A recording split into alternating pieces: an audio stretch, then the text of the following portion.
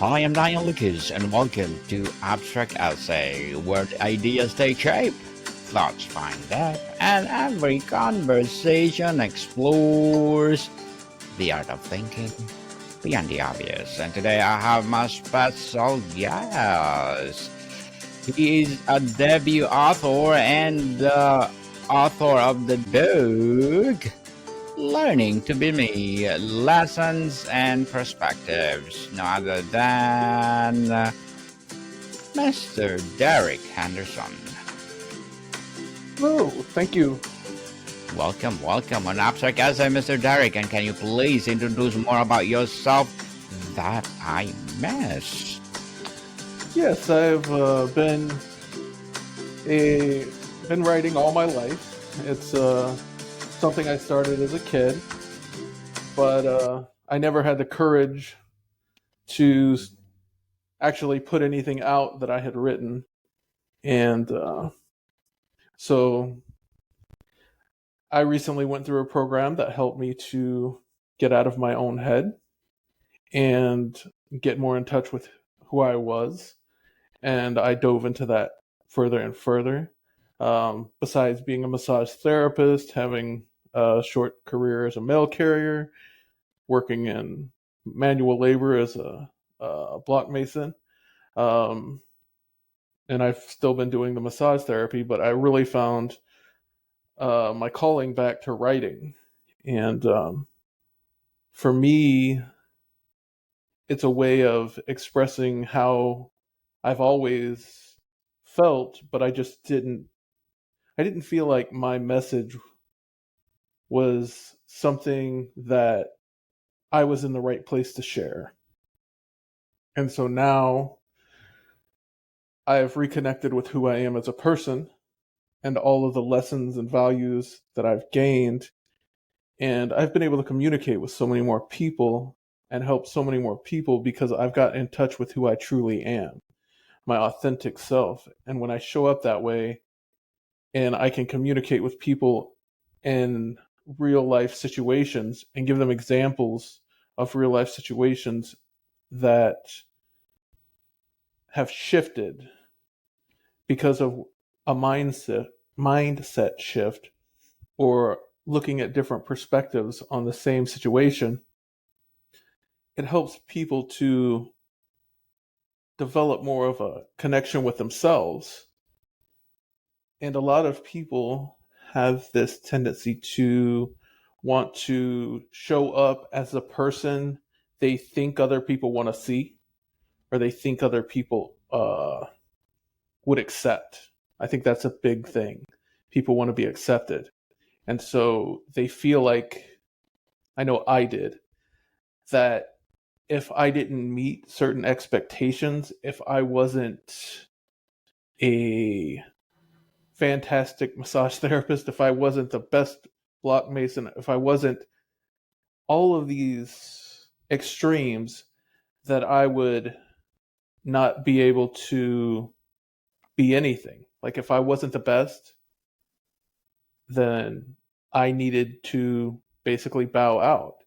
And I've learned over many years and getting in touch with myself that everybody has that same feeling of not being perfect at everything, wanting to do their best, and then the feelings of failure because we set the expectations so high to be perfect.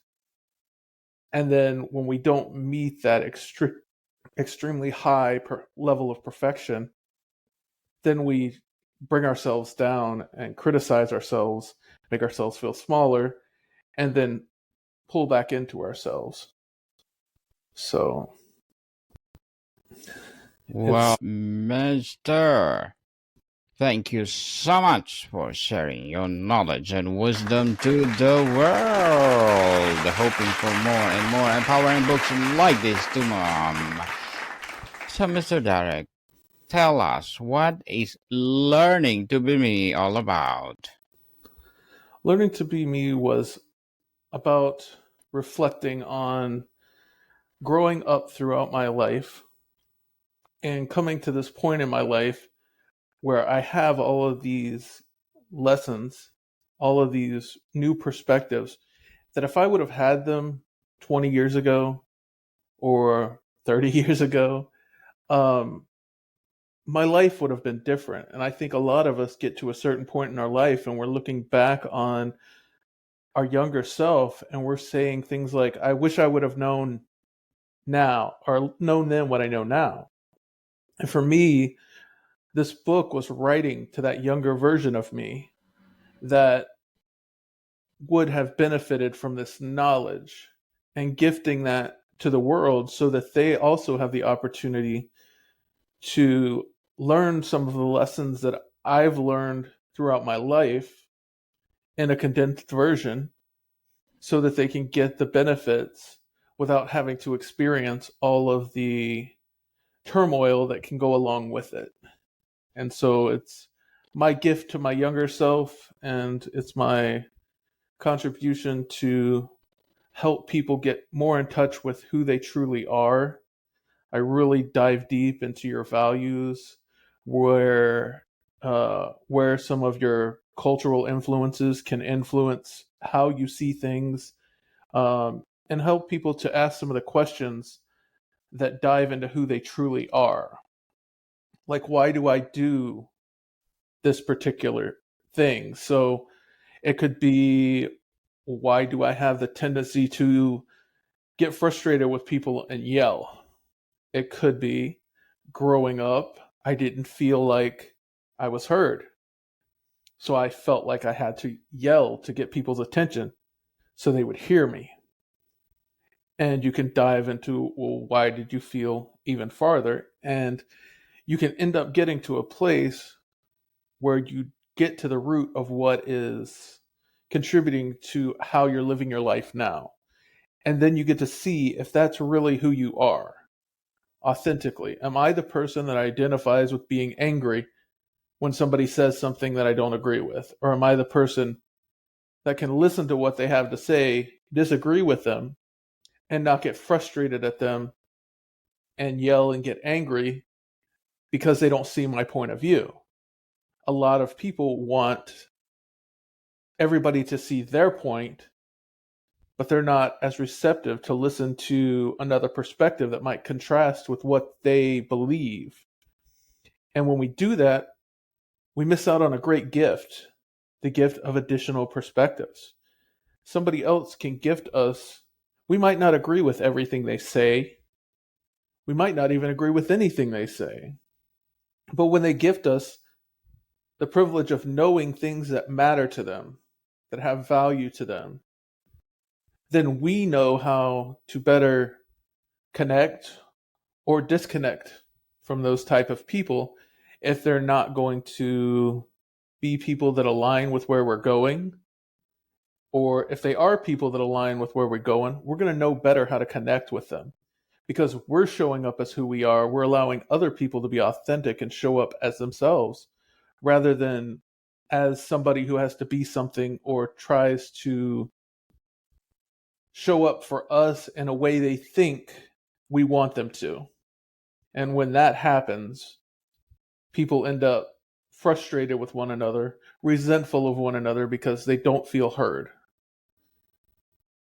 And so there's a lot in the book to talk about anger, fear, our values, where they come from. Um, and I really love that I get to do that and then share like a child's perspective on life and how that can influence us growing up throughout life. And that's kind of the joy that I have been able to experience in life now that I can look back and reflect on all the experiences. And I really get a lot of joy when I hear back from people what the book gave them or what they got out of the book. So it's been a gift. It's been a gift for sure. The title Journey Learning to Be Me suggests a process of discovery. What did you believe defined you before this journey, and how has that definition transformed? So before I wrote the book, before I went through the processes, I was a person that was going through the motions. I was doing everything on paper that should make me happy. I had a good job. I was doing something I enjoyed. I was making good money. I had a very nice, lovely wife and a very good life on paper.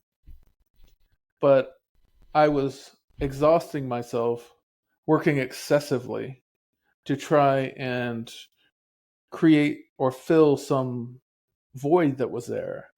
I thought that if I could just make more money, if I could just do more, that eventually I would get far enough ahead that then I could be myself. Then I could do what I wanted. Then I could see what value I was bringing to the world.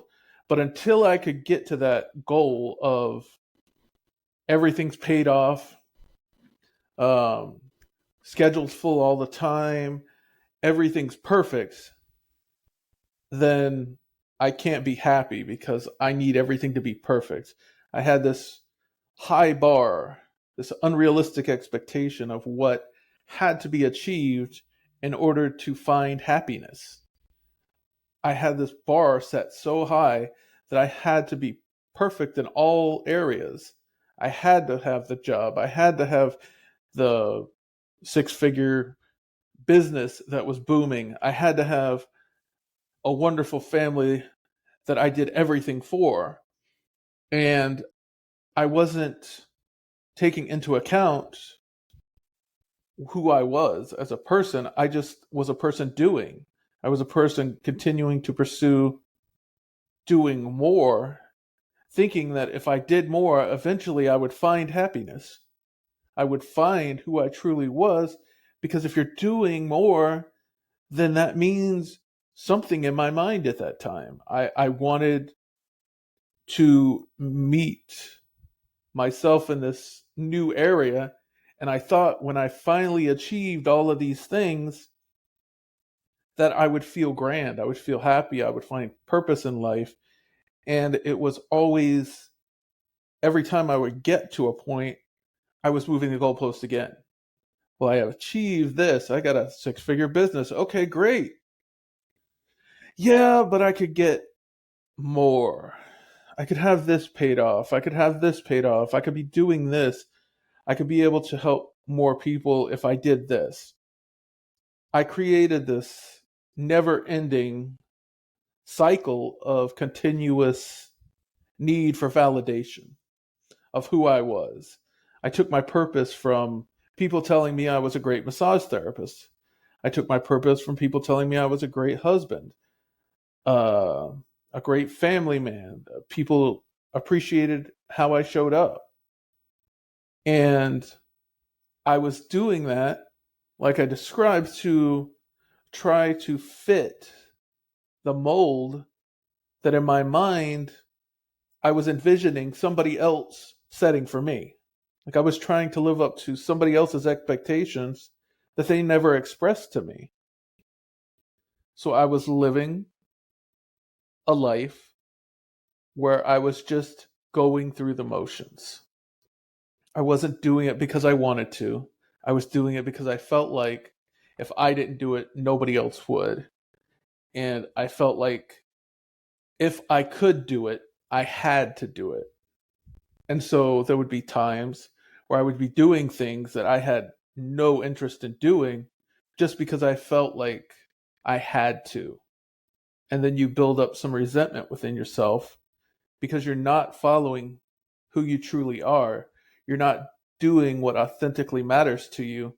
You are doing things from a place of constantly trying to appear like you're happy with yourself or you're happy in life. And that was me prior to going through this process and prior to really getting true to myself and putting these words out here because a lot of these things I had learned even before going to the program, but I didn't feel like I was the person qualified enough to be speaking out about these things. I didn't feel like I was initially qualified enough to be writing this book. And then the more I talked with people, the more I gave them these examples, and they said, well, why aren't you sharing this information farther? You could be reaching more people.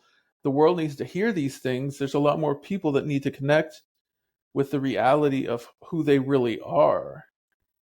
And the more I shared my concepts, the more people were saying these are things that resonate with them and that made sense, or it was like I was writing from their perspective of how they saw life, and it gave them ways to open up that they hadn't considered before, gave them new perspectives that they hadn't considered before on how they grew up, on the life they had lived till now, and the way they were self-imposing things on themselves.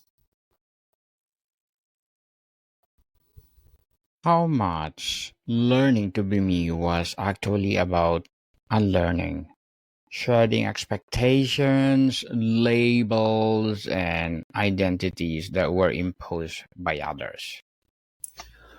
A lot of learning to be me was getting to a place where I could see that the way people engage with me is not a reflection of who I am.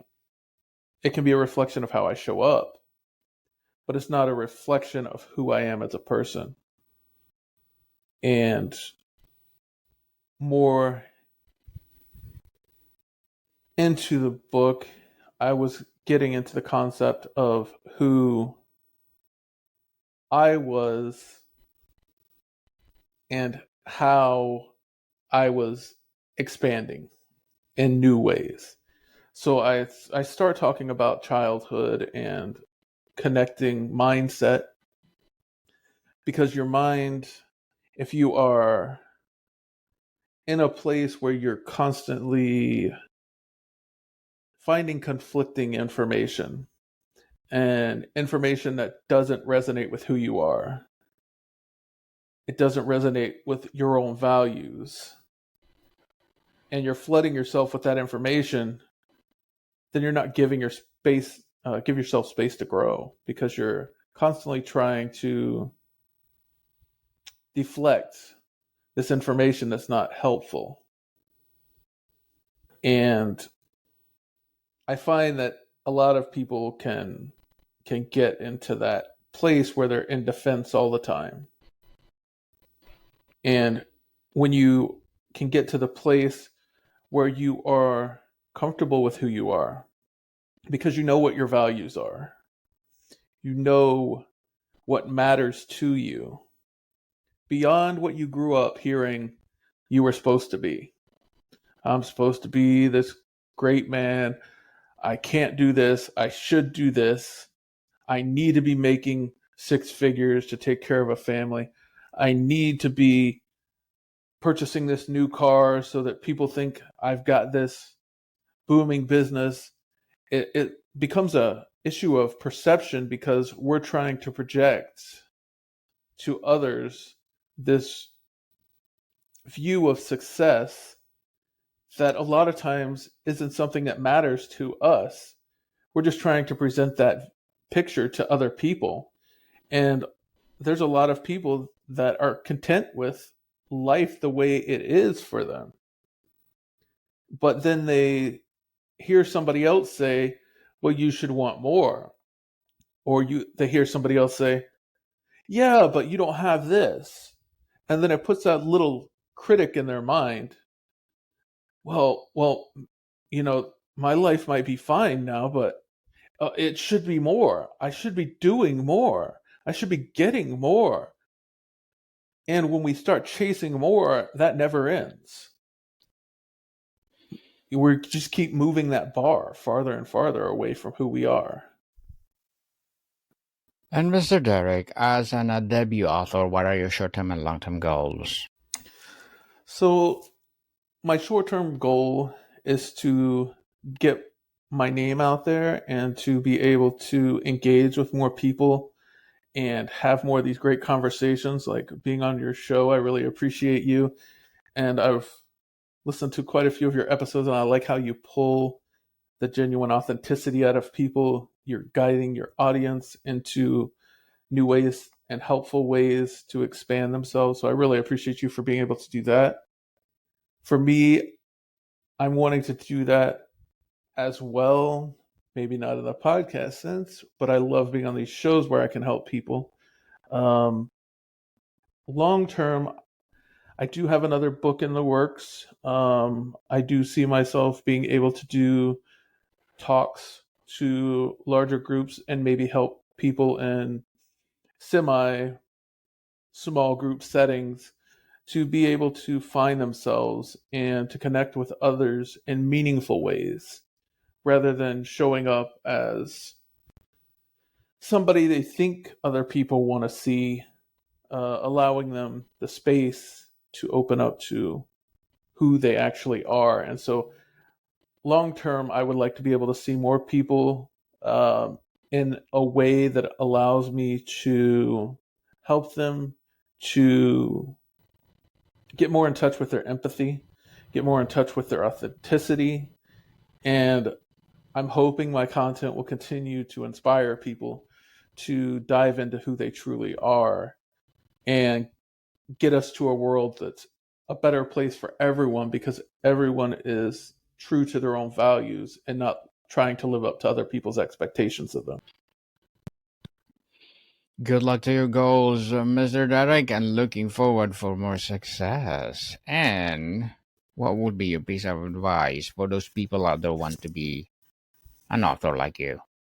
If they want to be an author like me, I would say make sure you take the time to develop your concept. One of the things I've done in other books before I really sat down and put this one together is I would just kind of write randomly whatever came to mind. And I still do that to a certain point.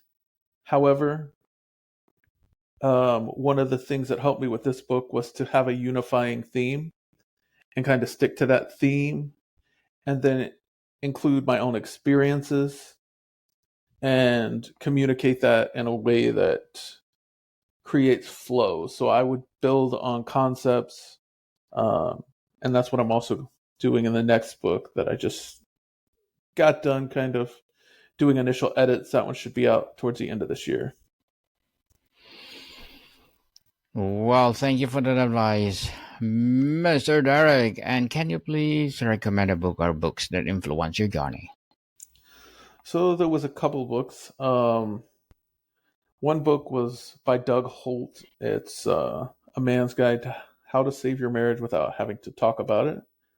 That one was influential and inspiring my initial uh, growth into myself. And then No More Mr. Nice Guy by Dr. Glover. That one was very beneficial in understanding a lot more of the male perspective and how we can get caught up in trying to people please. And that was very helpful in helping me to explore that concept myself and how it influenced my life. And thank you for that recommended book, Mr. Derek. And tell us, how did you identify your core values and how do they now serve as your compass for making decisions that are true to you? The way I established my core values was sitting down and with a piece of paper writing out how I felt about different aspects of life. So it would be um, experiences with my kids. I enjoy that. So family is important to me. Spending time with my grandkids, important. I enjoy that. Once again, family. I enjoy time with um, engaging with my business and communicating with other people. That was one of the concepts that I was so in my head about that I oftentimes would not take, I would communicate with people one-on-one, but I wouldn't take the time to really do it from my perspective. A lot of times I was trying to do it to please them.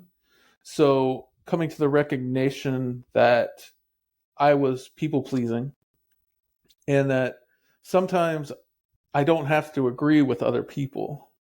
So I learned in that process of writing it out that there are times when what matters to me may be a conflicting thought to somebody else, but it doesn't discount my value on that thing. I don't have to agree with the other person, but I had to learn that it was okay in my own right to have my own opinions. Because before going into people pleasing, I would try and just get along and I wouldn't communicate how I was feeling. That was another big thing that I learned was I would shy away from certain emotions because I didn't feel like I could express them effectively. And so as I did learn to communicate affection for one, it was something that I always enjoyed. A hug was always welcome for me, but I had given myself this weird conception of what it meant to other people. And that doesn't mean I go around randomly hugging people. I just want to clarify that. But if it's a family member and we're having a good day and we're saying our goodbyes, a hug is warranted. If it's a good friend and we're saying our goodbyes, a hug is warranted. And it was an aspect of life I was neglecting myself on because I was giving myself a story that it was weird or that it shouldn't matter to me. I was discounting what my values were at that point because I wasn't allowing myself to express myself in ways that meant something to me. Mr. Derek, before we wrap up our discussion for today, I'm inviting you to please to listen to my other podcast, people. My other podcast, because my abstract essay is already in 5th season, abstract poetry in 2nd season, and my book 101 review in 5th season too. Comedy 101 in 2nd season, and my food 101 in 5th season as well. Geography 101 in 4th season, and my baby podcast Law 101, and mental health 101, love letters in 3rd season, and my movie 101 review and music 101 in 4th season, and Science 101 and Sex 101 in its 1st season. Please listen to them wherever you listen your podcast. So, Mr. Derek, tell us if you could summarize the entire journey of learning to be me into one fundamental lesson to share with the world, what would it be? To find your true essence, what makes you feel bubbly and excited in life, and do more of that. That's Yes, who you are. That's what indeed. really matters. To be bubbly. I like it. And thank you so much for sharing your knowledge and wisdom to the world. Hoping for more and more empowering books like this to come. So can you please invite our listeners to support your debut book? Yes, you can find my book right on my website. If you go to www.derrickhendersonauthor.com, that's DERRICK Henderson.author.com. And if you go on there, you can also connect to me on Facebook and all of the other platforms that I'm on. So thank you very much for having me on, and I really appreciate you. Yes, people, let's support Mr. Derrick Henderson, because if you support him, for sure, more and more empowering books like this to come. So, Mr. Derrick, thank you so much for your time. And thank you, Daniel, for having me on. You're an awesome person. Thank you. More to come, people. See you soon.